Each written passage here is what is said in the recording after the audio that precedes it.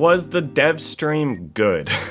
I thought about this a bit and I slept on it, and I want to say yes, and mainly yeah, but also there were things I really didn't like. What I enjoyed was I think they're trying to add new features to the game to improve new player friendliness, but also repeat playability, which is huge. Some of the things that will improve the new player experience is getting rid of the green items. So instead of building like 25 to 30 things, you're building like 20 to 25, which will cut down on that build time at the start, which new players really struggle getting into. Also, for the repeat playability, they're adding new win conditions like escaping or hacking, and I really like this. They add variety to the game and they just seem fun. That's another reason I've always supported them adding like a ton of characters. I know sometimes they get kind of wonky at release, but I think a lot of characters in a game like this is needed, so there's a lot of repeat playability.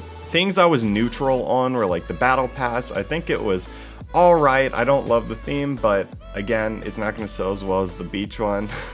Optimization, it seems like optimization's in the works. It seems pretty long term, which is tough for the people who are getting errors every other game, but I understand they're upgrading to a new Unity engine, and that is going to be a process.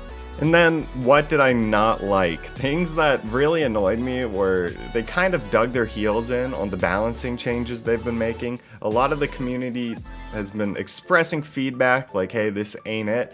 And they pretty much said, hey, we don't look at that, we look at this spreadsheet, and this spreadsheet tells us this is good. So expect the same balancing that's been going on the last couple of patches. Also, at the end, I really didn't like how they did the Q&A. It felt like they answered a lot of the safe questions, and there was no comment on game release timelines or marketing plans in NA, even though I saw that was like a pretty prevalent question the chat had.